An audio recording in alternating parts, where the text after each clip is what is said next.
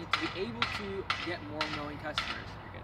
Okay, he just put his hammer away, so I think he's probably done. Today, we're going to be talking about a low budget way of marketing. Let me start again. I always get low budget and cost friendly mixed up.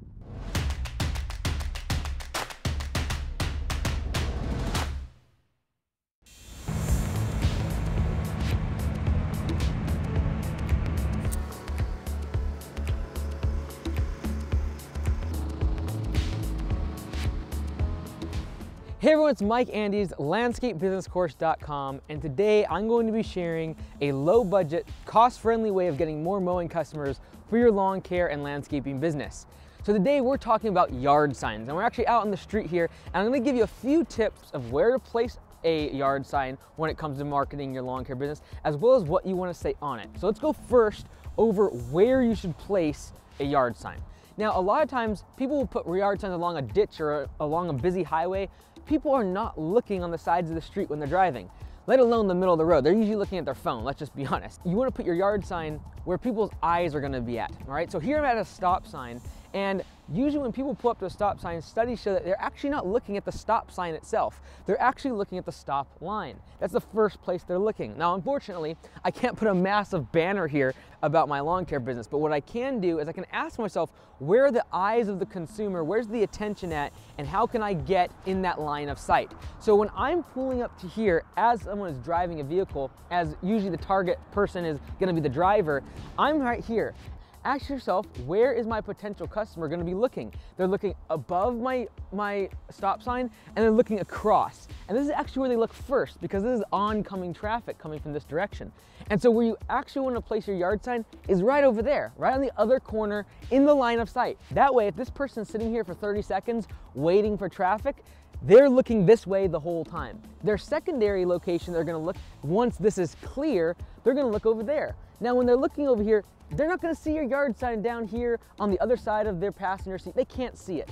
So I'd really recommend, if you're going to put out yard signs, get in the line of vision where customers are stopped and looking. Another thing you want to keep in mind when it comes to your yard sign is, what does your yard sign say? Now, keep in mind, when you're putting a yard sign out, people are usually driving by. You can't do fine print. You're not going to be able to have your phone number and your email address and all the different services that you offer. You need to have maybe one, two, three words that you're going to be able to say on that, because it's got to be big font. Like if you have less than 3 inches of font on that yard sign, people aren't going to be able to read it, especially if they're going fast, they're driving by. You've got to be able to see what those words are. And then the last thing, not only is it placement, not only is it what is said on the yard sign, but the third thing is, what's your call to action? Do you give contact info, and what are you asking them to do? I would recommend, don't put your URL on there. Your URL is going to be long. They're not going to see www.augustalawncareservices.com and put that into their phone. Put your phone number on there. Make it the thing that is going to be closest to them and the thing that they can actually take action on if they see your yard sign. We only usually remember 7 digits, so keep that in mind when it comes to choosing your phone number and making sure that that is the call to action you have on the yard sign. The next thing, the third thing, we talked about placement, we talked about the call to action on the yard sign, but what about the design?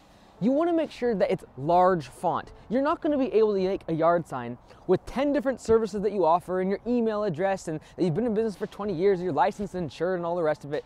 People can't see it. They're driving down the street. Make sure that you only have a few words, like I'm talking 2 or 3, to capture their attention, and then the contact. And again, this is a branding place, so make sure it's your logo, your call to action, which is your phone number, and maybe 2 or 3 words to capture their attention.